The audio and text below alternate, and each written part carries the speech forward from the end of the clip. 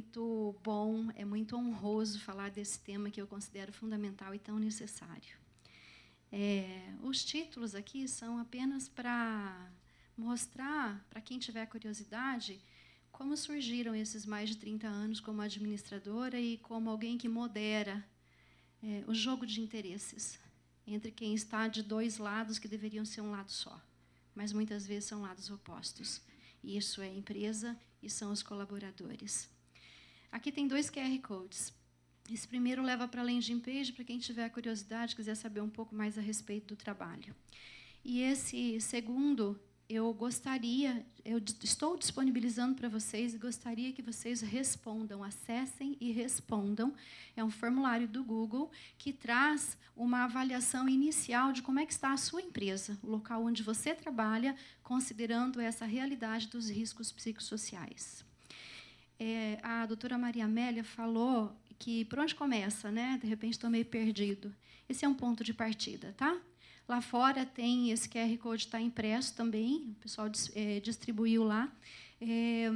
Quem respondeu o formulário, os 10 primeiros, das 10 primeiras empresas, vai receber um parecer sobre a sua situação ligada aos riscos psicossociais, com orientações sobre o que é que você pode fazer, mas em termos de estratégia, em termos de como abordar a tua liderança, de como fazer com que isso se resolva lá dentro.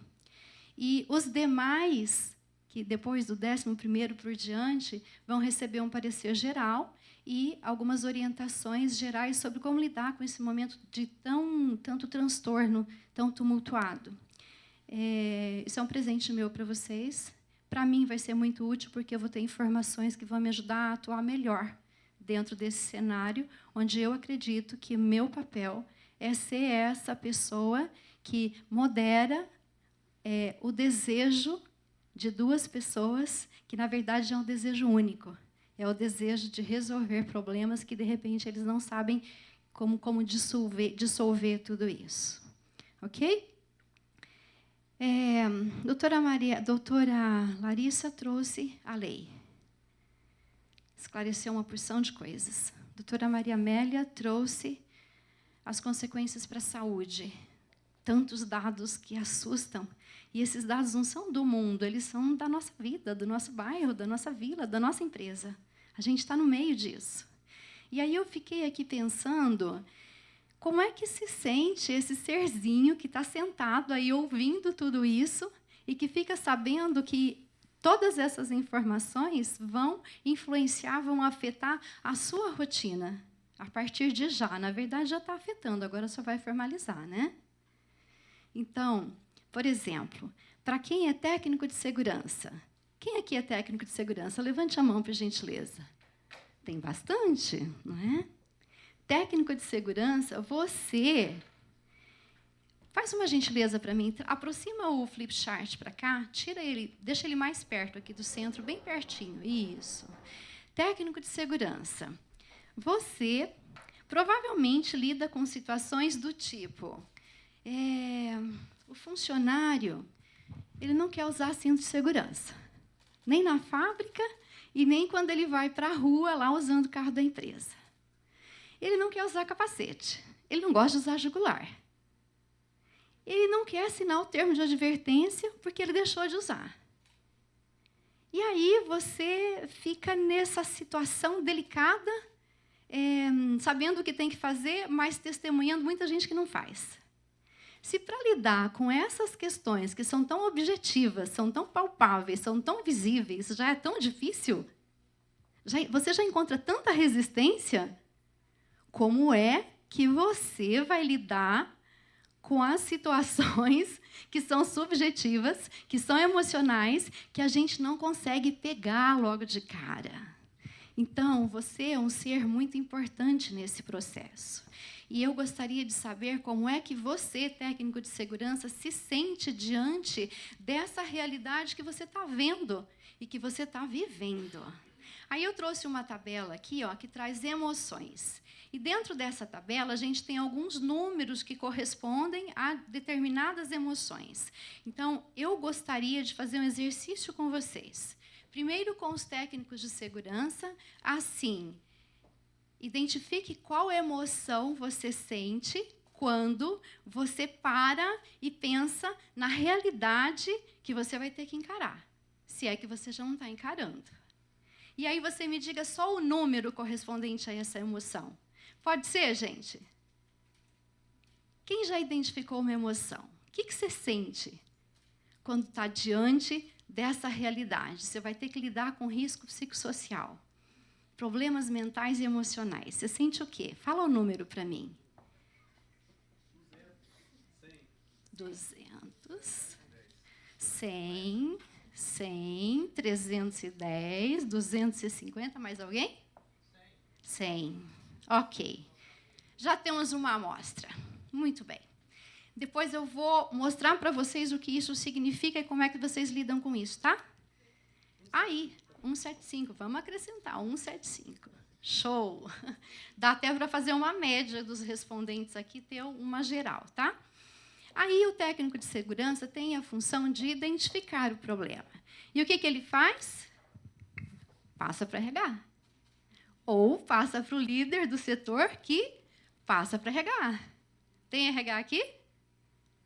Tem RH, muito bem.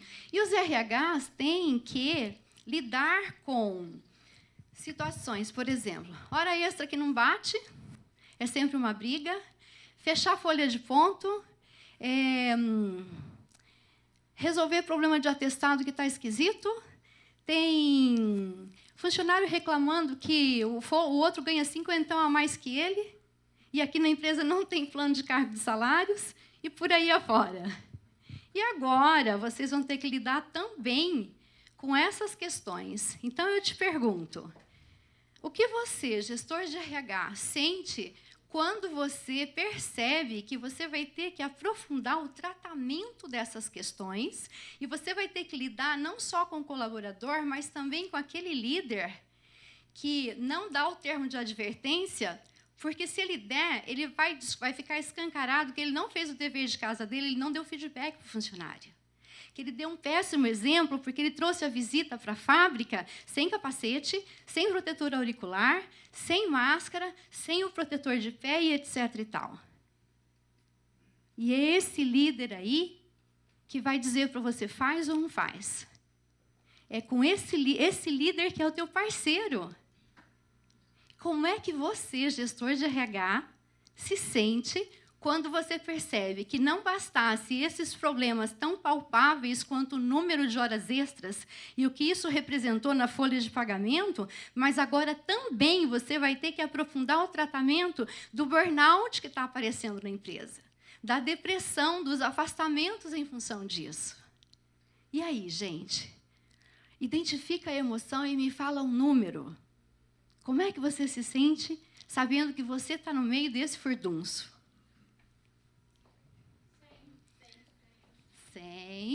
100, quem mais? 310, quem mais? 200, quem mais? 350, quem mais? Mais alguém? Tá bom assim? Muito bem. Aí dessa relação, que na verdade deveria ser uma relação de parceria, uma relação de tamo junto, ela muitas vezes culmina em finais como a doutora Larissa trouxe. Processo.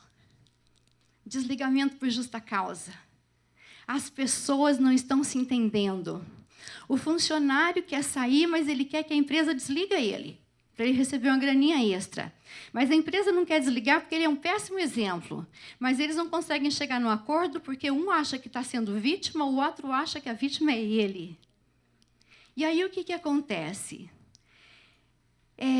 Rescisão de contrato. Muitas vezes, processo. Muitas vezes, desgaste. Muitas vezes, envolve outras pessoas, como o jurídico ou como os contabilistas, que para as empresas menores vai parar na mão do contador, né? Aí nós temos pelo menos um contabilista aqui que eu tenho certeza. Além do meu amigo Valdecir, a gente tem mais contabilistas aqui? Tem mais gente da contabilidade? Tem mais um ali? Joia. Isso. Então, gente, para vocês que são da contabilidade, que testemunham essa briga, muitas vezes, por valores que não vale a pena. Que a gente fica vendo, percebendo que isso acontece por puro ego, por desejo de vencer, por vingança. E aí sai o funcionário falando mal da empresa e a empresa fecha as portas se o funcionário quiser voltar. E como a vida dá muitas voltas, é bem possível que um dia ele queira voltar. Então, eu pergunto para vocês, como é que vocês, contabilistas, se sentem testemunhando essa situação que vai acontecer agora? Essa situação que, na verdade, vocês já identificam no trabalho de vocês. Valdecir e a Berenilza. Como é que vocês se sentem? Identifica a emoção e me fala o número, por gentileza. Uia, que beleza! Perfeito! Está feliz da vida? Depois você conta para nós o porquê dessa alegria. Berê, como é que você se sente?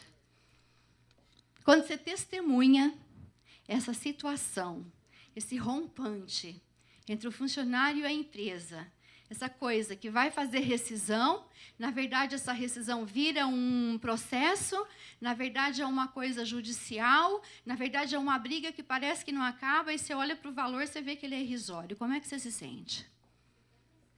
75. Muito bem. Deu uma equilibrada, né? Você sente raiva. E raiva é quanto? É 150.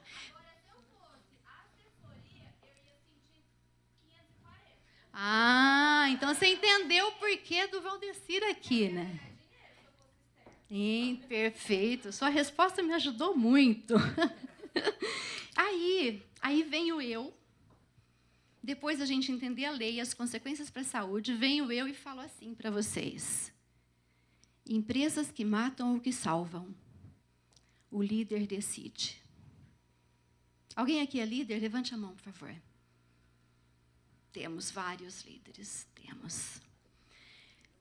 Quando você lê ou ouve esta afirmação, como líder, o que é que você pensa? O que você acredita sobre essa afirmação? Neste papel de líder. Algumas respostas, pode ser? Empresas que matam ou que salvam, é o líder que decide. Tu é o líder. O que você acredita sobre isso? Beijo. Obrigada. O que mais?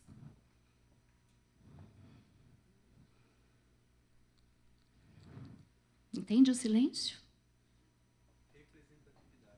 Representatividade. Do quê?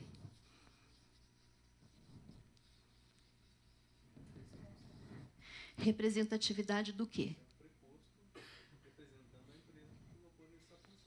Tá, ok. E mais alguém falou responsabilidade? Aqui? Responsabilidade. E o que mais? Tá bom? Mudança de mentalidade. Isso. E o que vocês acreditam que vai acontecer a partir de agora que a gente tem força de lei sobre esse cenário? O que é que vai acontecer? Na prática, pensa, visualiza seu dia a dia.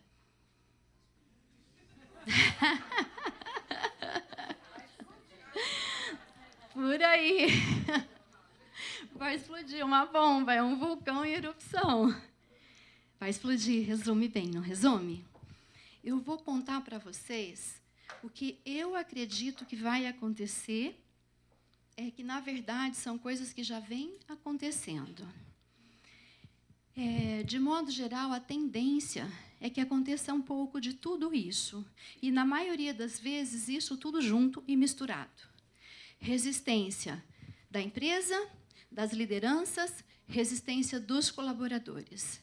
Mentiras ou distorções ou omissão da verdade. Claramente, descaradamente, independente da posição em que ele está. Ele distorce os fatos em favor dele. Ele esconde a informação porque ele está a favor do colega de trabalho dele, que é o compadre dele, mesmo que o camarada tenha feito uma merda. Desculpa a expressão, tá? Tem que ser bem realista, que é merda mesmo que acontece lá na empresa. Respostas exageradas ou embasadas em conflitos da vida pessoal. Isso acontece muito em empresas que têm compliance. Você recebe uma denúncia, fica todo mundo desesperado, vai fazer uma investigação, descobre que, na verdade, a denúncia aconteceu porque a menina ficou com ciúme do cara que ela tentou paquerar e ele não deu atenção para ela. E ela quis se vingar. Porque esse tipo de coisa acontece lá. E aí, vai continuar acontecendo. Laudos superficiais, eu já vi médico emitir laudos sem fazer a consulta. Não foi uma, não foi duas, não foi três. Médico. Graças a Deus, a gente está num outro ambiente aqui, né? Mas isso existe. Planos de ação de gaveta. Bem, gente, vocês conhecem todo tipo de plano de ação. Para quem está aqui, para esse público, principalmente os planos da qualidade. Só faz para inglês ver. Quando o inglês vem, a gente apresenta. E não fez ainda, a gente dá umas explicações assim, que, na verdade, não são bem a realidade, é porque a gente não deu a atenção que a gente precisaria ter dado. Ou a gente não recebeu o apoio que a gente queria para executar os planos. E quem deveria dar esse apoio? A liderança. Gastos desnecessários com iniciativas sem sucesso. Um pouquinho mais de informação. Organizações investem mais de 30 bilhões de dólares em novas estratégias. Essa é a informação da Franklin Covey, tá? 80% disso fracassa. Não dá certo. Joga fora. 80% de 30 bilhões vai dar em torno de quanto? Quem pode fazer a conta? 24 bilhões? 24 bilhões? É muito dinheiro, não é, gente? Dava para resolver o problema da fome de muitos lugares. E por que o ser humano fica jogando esse dinheiro fora? O que ele está inventando na cabeça dele que ele quer ficar gastando em coisas que não vai dar certo? Por que isso acontece? Por causa da incapacidade de levar as pessoas a adotarem novos comportamentos. E quem é que tem a responsabilidade de levar as pessoas a adotarem novos comportamentos? Percebe o tamanho do poder de matar ou de salvar? Tanto a empresa quanto o colaborador. Essa é uma imagem do SESMIT. Essa situação toda, como no iceberg, parece uma ilha pequena, uma ilha um pouquinho maior. Na verdade, isso aqui são as consequências. É o retrabalho, é o desperdício, é a perda de produtividade, é a perda de qualidade, é a perda de um cliente que cansou de receber produto fora do padrão. E isso aconteceu porque as pessoas estavam com afastamento, as pessoas estavam fingindo que estavam trabalhando, as pessoas estavam com burnout, as pessoas estavam com depressão, as pessoas estavam muito estressadas. E aí elas não produziram. Isso são as consequências. Por que essas coisas acontecem? O que está escondido lá embaixo do oceano, que agora o governo quer que comece a aparecer, coloca o peixe em cima da mesa para a gente resolver esse problema? É o modo de fazer gestão, é o modo de organizar o trabalho. E aí, quem é que tem a responsabilidade de fazer a gestão e organizar o trabalho? Quem é? É a liderança. Mas, muitas vezes, esse líder está tão desgastado, está tão em burnout, que ele nem percebeu ainda, mas ele está ali, passando um dia após o outro, e ele não consegue se enxergar, não consegue enxergar o cenário como um todo. É por isso que ele precisa de ajuda. E eu vou contar para vocês 3 histórias ruins e uma história boa. Era dono da empresa. Quer maior poder de autoridade do que isso, ser dono da empresa? Engenheiro, dono de uma indústria de máquinas. Cerca de 40 colaboradores. Me procurou para fazer um coaching executivo, já faz um tempo, fiz o coaching. Era uma pessoa muito difícil. Sabe qual era a organização do trabalho na empresa dele? Era assim, ele e os 39. Porque ele achava que ele tinha que saber de tudo, que os funcionários sabiam o que fazer, E que quando ele viajava, era só mandar mensagem para ele, ligar para ele, que dava para resolver. E a empresa estava quebrando. E aí, com o trabalho, ele conseguiu melhorar o ponto de vista dele e perceber que ele não ia conseguir resolver aquilo sozinho. Aí ele contratou um gerente de produção, também engenheiro, jovem, mas experiente, conhecia muito do processo, também tinha uma habilidade na lida com pessoas, e esse engenheiro conseguia dar informações sobre como mexer com os fluxos de trabalho, como reorganizar os processos, como remanejar uma pessoa de um lugar para o outro para poder aumentar a produtividade, só que todas as propostas de mudança que esse engenheiro fez foram negadas pelo dono da empresa, que dizia que esse cara vem aqui e não sabe o que está fazendo, na minha empresa não funciona desse jeito, ele tem que ficar mais tempo, ele tem que aprender comigo. E esse dono queria uma cópia. Mas, na verdade, depois de algum tempo, deu para descobrir que a única coisa que ele estava fazendo era competindo com o engenheiro. E ele estava pagando para competir e fazer o engenheiro perder, porque o que sustentava ele era o ego. Ele tinha um problema seríssimo de herança familiar, uma briga grande, ele já tinha perdido, e a única coisa que tinha sobrado para ele alimentar o próprio ego era a empresa. O engenheiro foi embora, ele ficou sozinho com os funcionários e a empresa faliu. Aí apareceu uma mulher. Pô, fiquei feliz, né? Porque mulher mais sensível, percebe as coisas, tem mais disposição para mudança. Aí, quem sabe dá certo, apesar de já conhecer o jeitão da madeira. Não pode chegar muito perto, né? Tá, ok. Ela tinha feito um trabalho individual, porque queria mudar de vida antes que se aposentasse, e ela estava muito infeliz pela forma como ela vinha conduzindo a empresa, que ela recebeu de herança também, tá? Fez o trabalho, terminou. Eu, particularmente, não fiquei contente, mas a alegria tem que ser do cliente, né? Porque a gente enxerga a coisa. E, enxergando, a gente consegue perceber até onde o cliente avançou.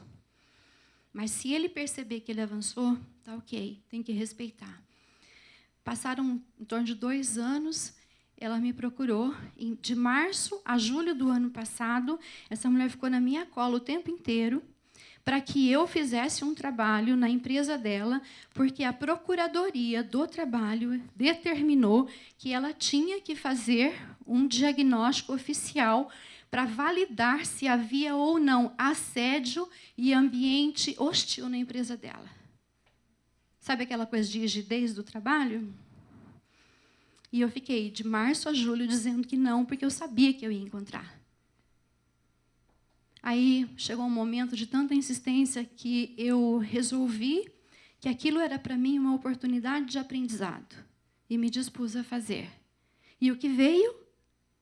Hostilidade, assédio, muito maior do que eu podia imaginar. Gente, eu vou falar um palavrão, eu peço perdão, corta a filmagem aí e esqueçam isso. Ela chamava a funcionária de bucéfala. Ela chamava o funcionário de manequim de caveira. E o que mais me chamou a atenção é que uma das pessoas que eu entrevistei 100% que estava na empresa, que trabalhava na empresa, que atuava, inclusive ela, essa moça estava na empresa há pouco mais de 1 mês. E ela disse, eu não queria estar aqui, mas eu não posso sair porque eu tenho um filho pequeno e meu marido está desempregado. Eu não gosto dela, ela é grossa. Mas talvez... um dia eu estava lá e aí estava conversando com outra pessoa, ela chegou, nem era ela para chegar, era outra líder para chegar, mas ela chegou, começou a se meter no que a gente estava fazendo, e eu falei uma coisa, sabe o que ela me falou? Você cala a boca, fica quietinha que eu não estou falando com você. Mas eu acho que ela não é muito má, porque eu estava lá na venda, fui comprar umas balas para o meu filho, e aí ela chegou, me viu, ela passou a mão no saquinho de bala e falou assim, daqui que eu vou pagar isso. Então ela não deve ser má. Ô, doutora, fala sério, isso é manipulação. Ninguém tem o direito de, porque dar alguma coisa para alguém, fazer o que quer dessa pessoa. Ninguém tem o direito de desrespeitar. Que iniciativa, que autonomia, que senso de dono essa líder, essa dona do negócio espera que os funcionários vão ter quando ela chega para o funcionário e fala: você cala a boca que eu não estou falando com você. Está adestrando. Está mandando entrar na gaiola. E foi muito triste verificar tudo isso. E a responsabilidade era de quem? Da líder maior. Que, por sinal, também competia com a gerente, tá? Não vou nem falar da gerente aqui. Mas essas coisas não acontecem só nas pequenas empresas, elas acontecem nas grandes também. Aí, o terceiro caso é de um superintendente de uma empresa de grande porte que contratou um gerente com a missão de melhorar os números negativos que vinham aparecendo nos últimos 2 ou 3 anos pela GPTW. Faz pesquisa, identifica, e aí o número aparece. O departamento dele estava muito ruim. Contratou o gerente, acompanhei o gerente incrível, super estudado, super bem preparado, com destreza, com flexibilidade, habilidades na lida com gestão de pessoas assim incríveis, muito acima da média. Mas esse gerente encontrou um ambiente assim, de um lado o superintendente, 100% comando e controle, do outro lado ele encontrou os funcionários numa selvageria, numa luta por manter o próprio cargo, num puxando o tapete do outro, que juntos, os funcionários de um lado e o superintendente do outro, estavam fazendo o quê com esse gerente? Fritando. E fritaram. O gerente, que não era bobo, percebeu a situação, usou aquele cargo como uma alavanca, conseguiu emprego no mercado para ganhar mais e vazou. Deixou os nocivos lá, entre eles se resolvendo. Então, essas coisas acontecem. O erro, nesse caso, foi que, às vezes, o ambiente está tão impregnado que não basta você colocar uma injeção de gás na situação. Você tem que colocar várias. Tinha que ter tratado o superintendente com seus pares, o gerente sozinho para se estruturar e o time para haver uma conexão entre essas relações. E esse é um trabalho de mudança de cultura.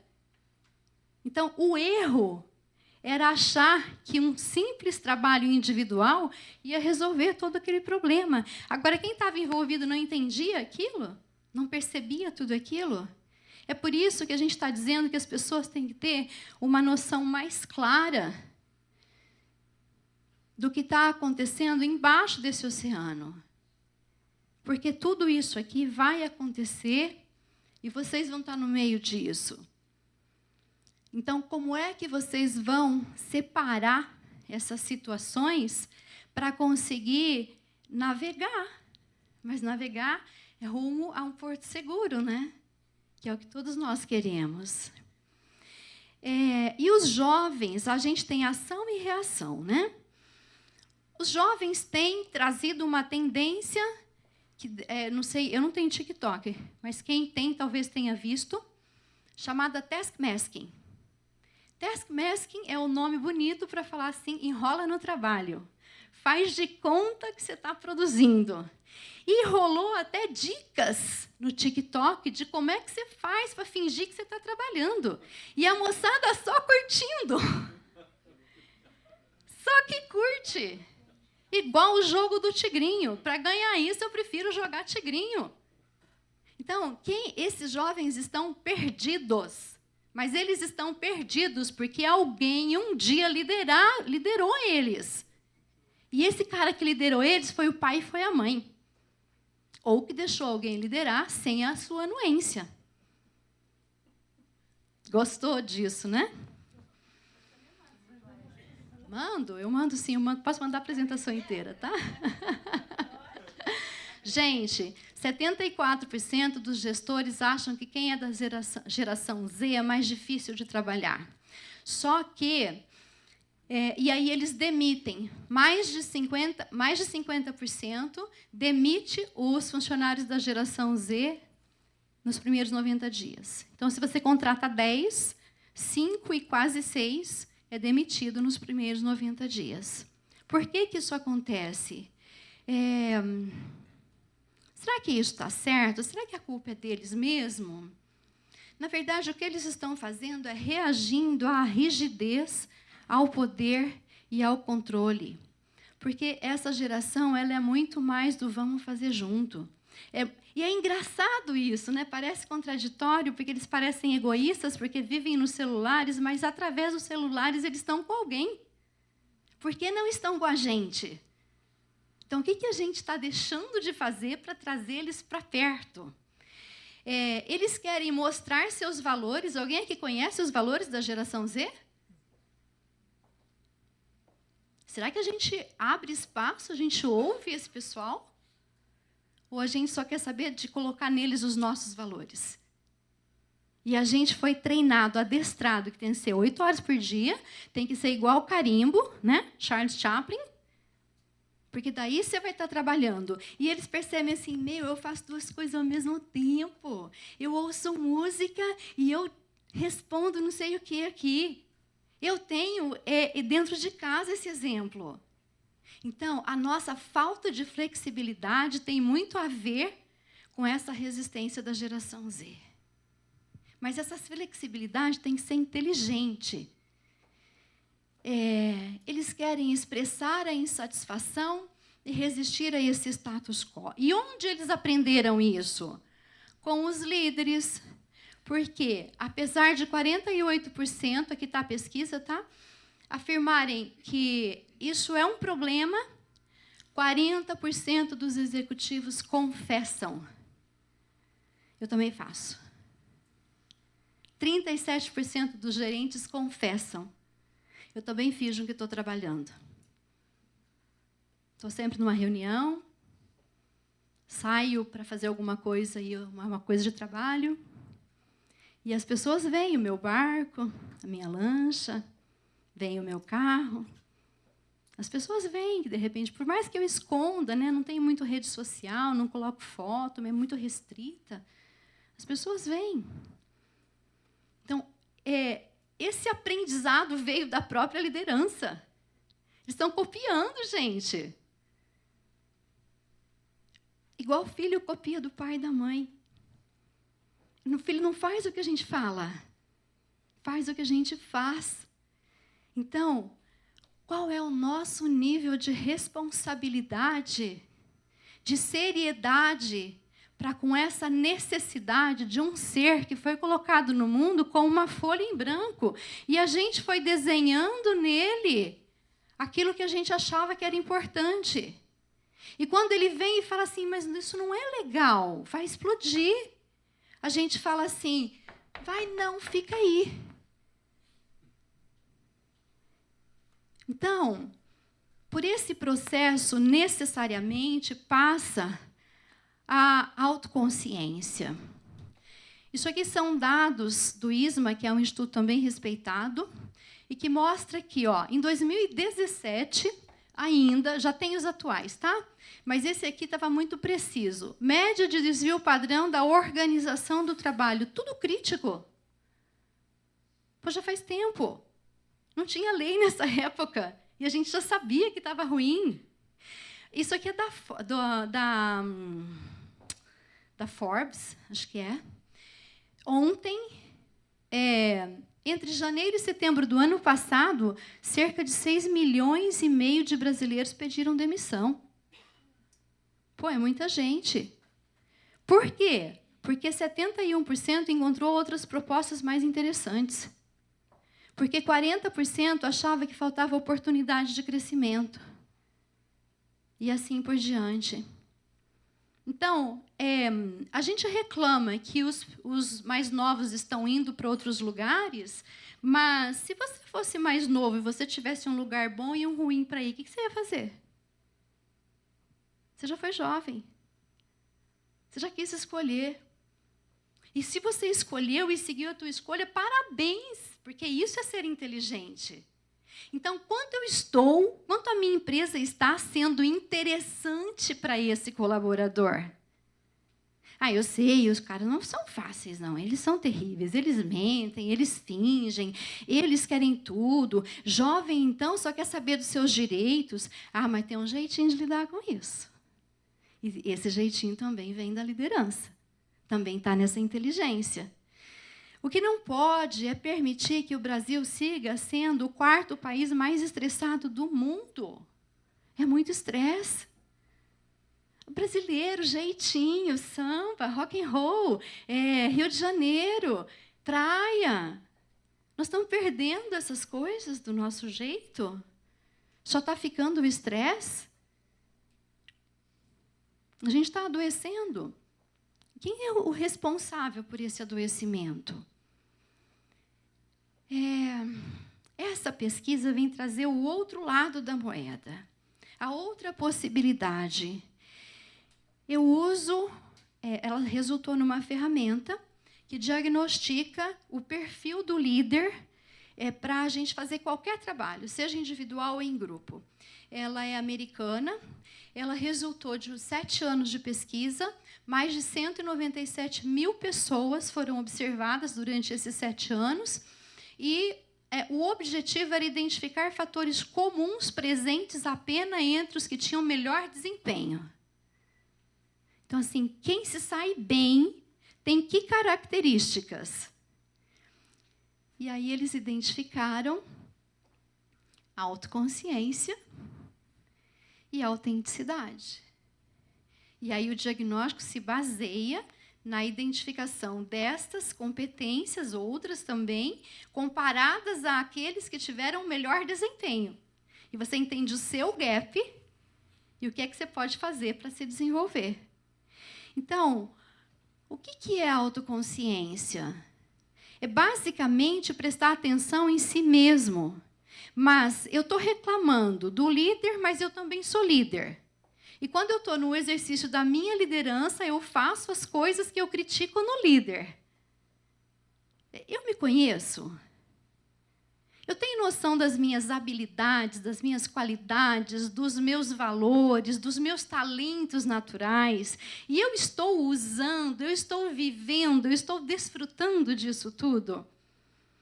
Ou eu aceitei ficar pressionado, vivendo numa gaiola, justificando que aqui é o lugar menos pior que eu posso ter? Se contentar com o menos pior é muito pouco, a gente merece mais. E aí, para isso, precisa desta autoconsciência, principalmente focada em quais são as suas habilidades líder. E dentro dessas habilidades, você usa esses talentos mentais naturais para tomar suas decisões? Ou você já se deixou contaminar pelo teu líder ou pelo ambiente onde você está? Lá no fundinho, a gente sempre tem uma intuição, né?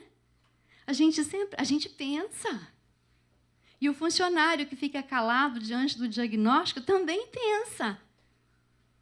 O que a gente não faz e a gente deve começar a fazer é colocar o peixe em cima da mesa. Porque se tem um peixe embaixo da mesa e a gente não fizer nada, ele vai feder.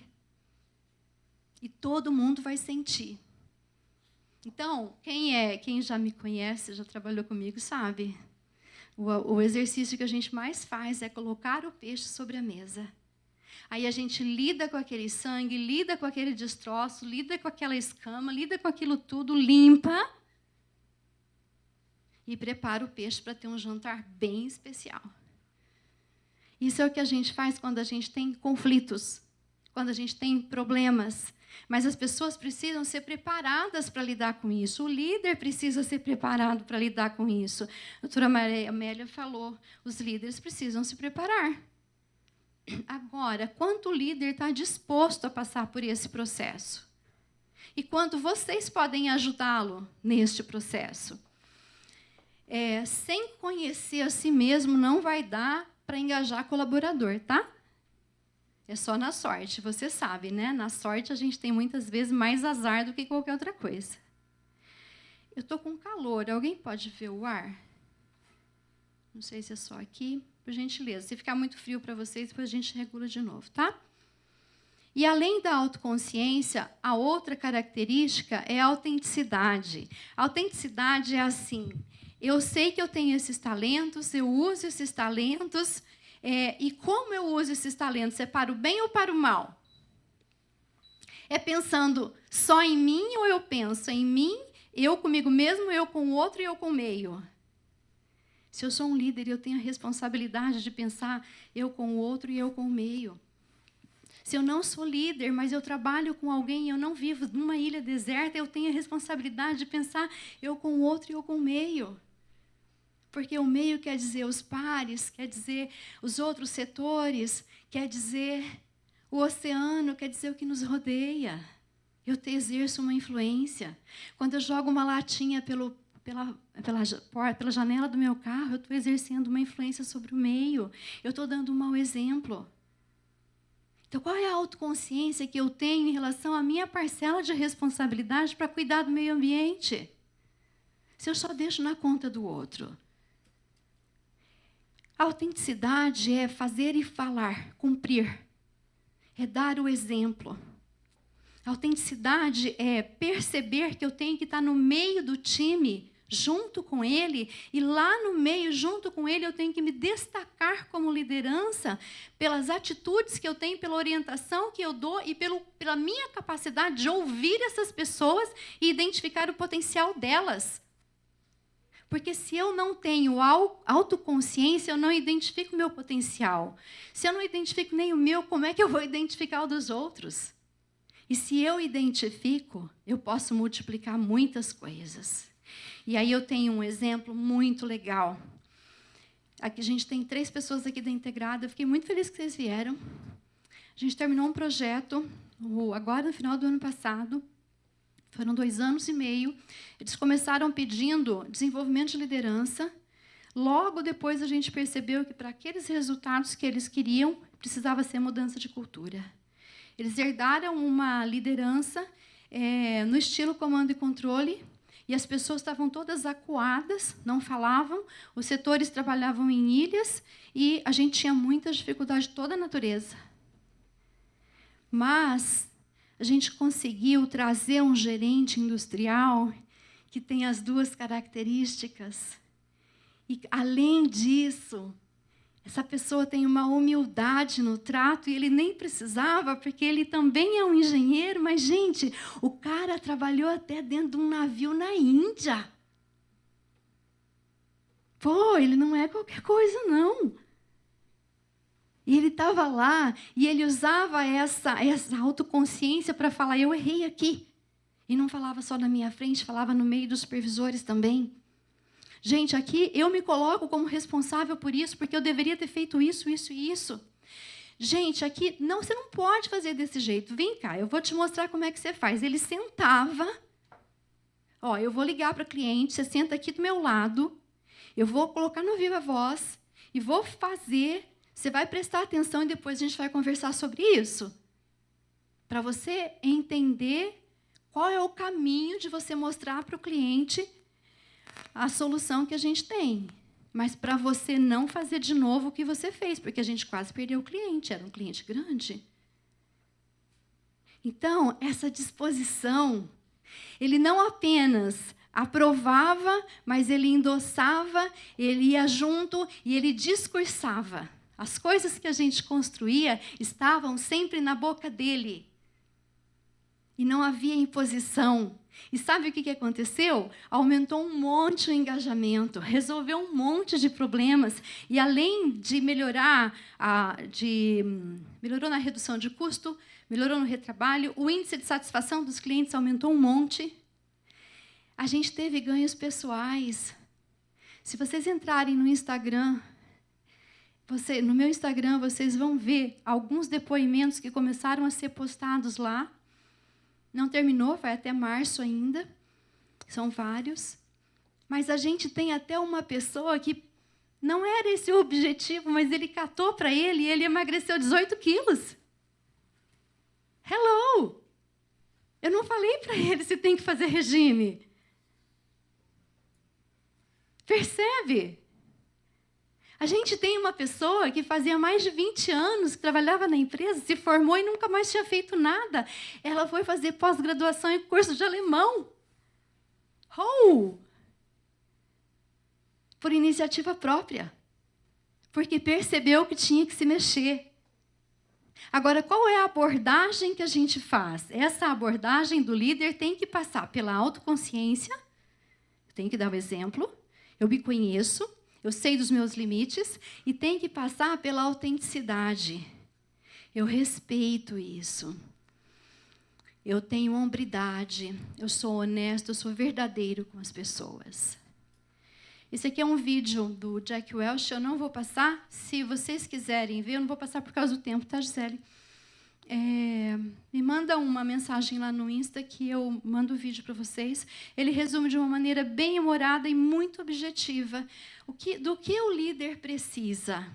Então, do que aquele engenheiro que queria brigar pelo ego lá precisava, do que aquela dona de empresa precisava, o reconhecimento que ela teria que ter feito, da forma como ela estava conduzindo a empresa dela, e o que aquele superintendente precisaria ter feito se ele realmente queria o gerente fazendo uma mudança nos resultados do GPTW, e como esse gerente industrial, que já tem essa facilidade, pode tornar os resultados da sua indústria exponenciais.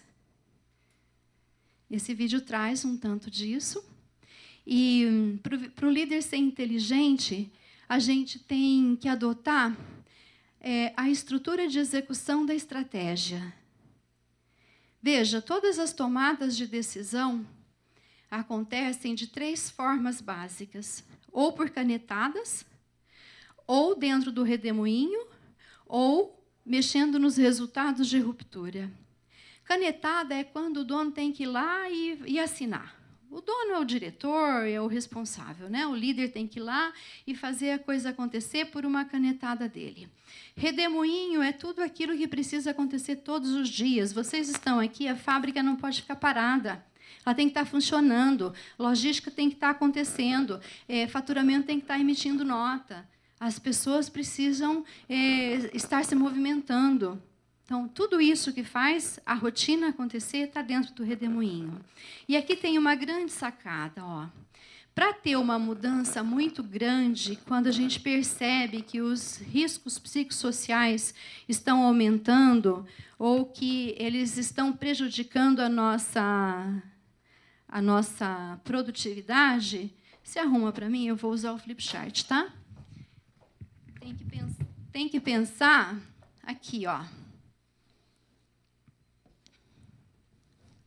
A gente tem de 20% a 25% de colaboradores que são laranja podre. Tem que mandar embora. Só estão atrapalhando. Se a gente deixar lá, eles vão levar a fábrica para o buraco. Vão contaminar ainda mais os funcionários que são comprometidos, que são leais. A gente tem em torno de 60% de colaboradores que têm potencial e vão desenvolver esse potencial dependendo do estilo de liderança que receberem. O estilo de liderança, comando e controle não desenvolve ninguém.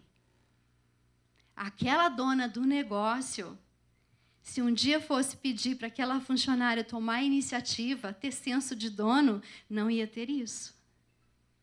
Porque ela já estava adestrando aquela funcionária, adestrando é uma palavra forte, mas é isso que acontece, para ela não tomar a iniciativa, para ela não ser protagonista, para ela não ter autonomia.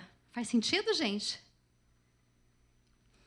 E infelizmente, apenas em torno de 15% dos colaboradores são ótimos executores. São pessoas diferenciadas.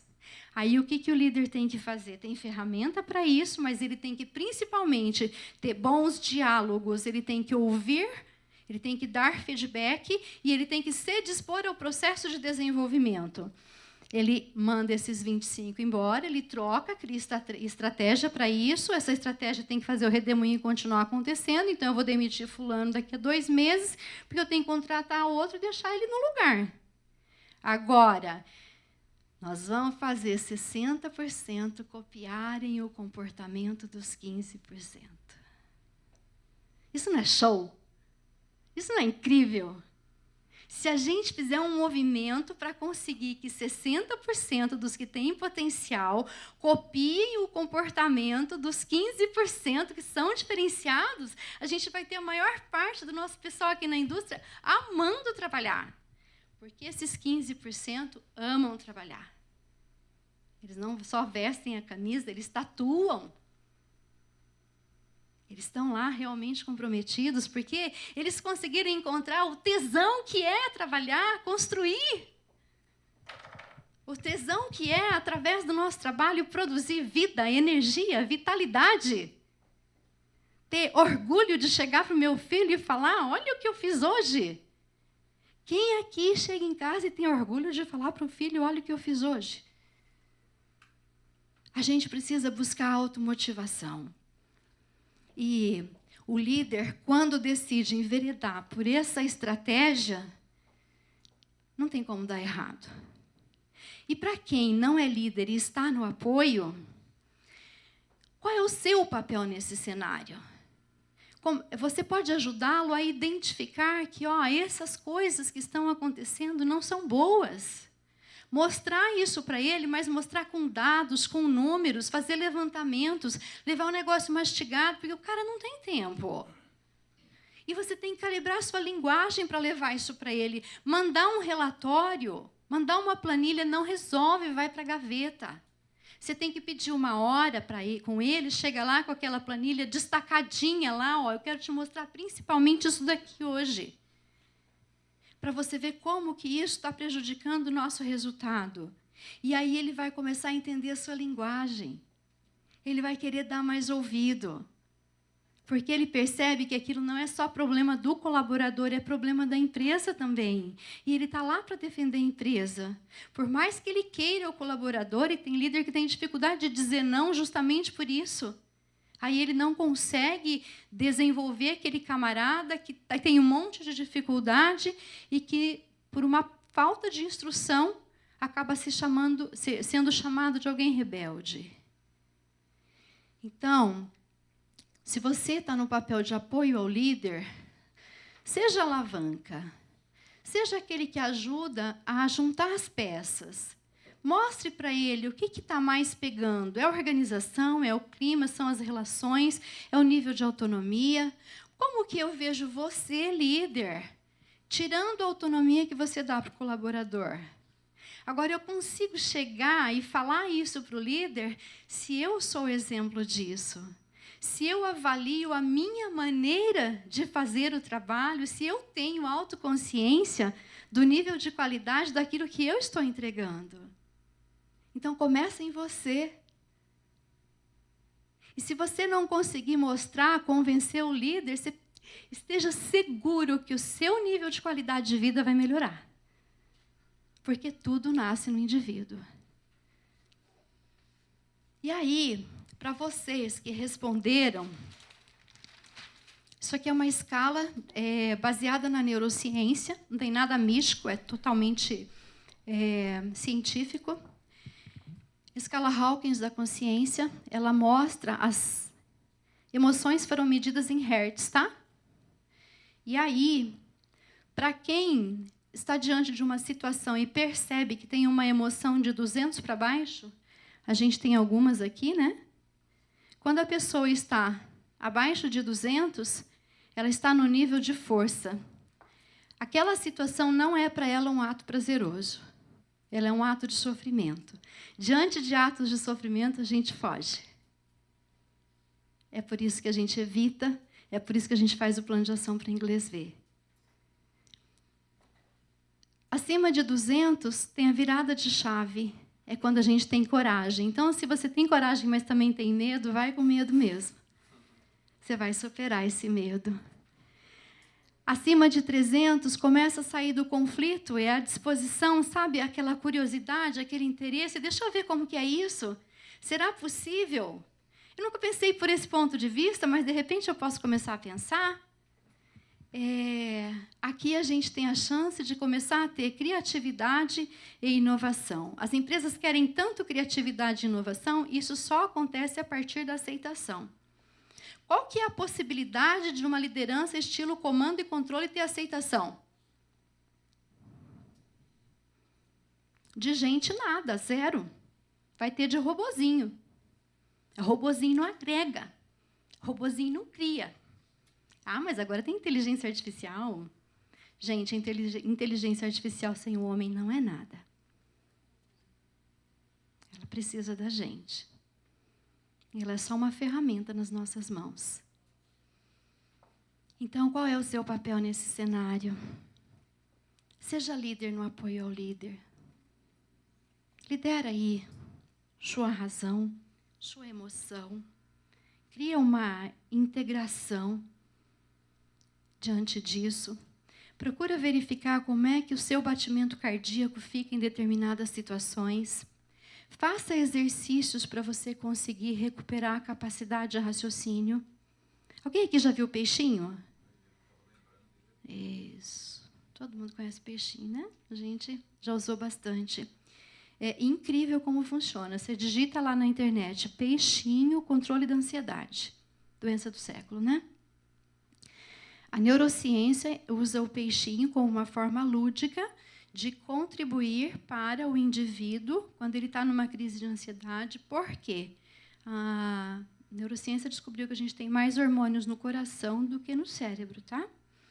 E, então, isso manda energia, manda informação para o nosso corpo. Quando a gente está diante de a gente tem 3 posições básicas, né? São luta, fuga e acasalamento. Isso é do ser humano primitivo, está na gente. A gente luta, foge ou acasala. Panelinha é acasalamento. Esconder embaixo do tapete é fugir. E lutar a gente conhece mais fácil, né? E aí, se a gente consegue equalizar o coração, a gente consegue melhorar a capacidade de cognição. E para equalizar o coração, a gente consegue fazer isso através da respiração. A respiração é um sistema autônomo no cérebro, quer dizer, ela acontece sem a gente pensar. Mas a gente pode escolher pensar quando a gente percebe que ela não está toda estabilizada. Então, o peixinho é assim, você liga lá, tem um peixinho. Aí ele sobe, você respira junto, inspira. Aí ele desce e você respira. Aí ele sobe, aí ele desce. Daqui a pouco você vai vendo que você está, zen. Mas não um zen desligado, um zen equilibrado. Para diminuir a ansiedade, cuide da sua respiração. Quem faz yoga sabe muito bem disso. A gente reorganiza o nosso corpo através desse tipo de contato. Então, seja líder no apoio ao líder. Comece por você. Não cata o líder pelo corredor para passar um recado para ele. Se for uma coisa importante, lá no corredor você fala, vem aqui na sua sala. Vem aqui na minha sala. Preciso de meia hora com você. Organiza a sua agenda para sentar com ele e para ele realmente conseguir te ouvir. Porque quando a gente fala sem o outro ter condição de ouvir, na verdade o que a gente está fazendo é um processo de sabotagem. Então, para não sabotar, para não desqualificar o outro, não fale enquanto o outro não estiver ouvindo. Assim, dá para ser líder no apoio ao líder. E nunca desista do líder. Ajude-o a juntar as peças, porque a maioria das vezes ele é o mais sobrecarregado, é o mais estressado, é o mais cansado, é o que se sente mais acuado, é o que sente o maior peso.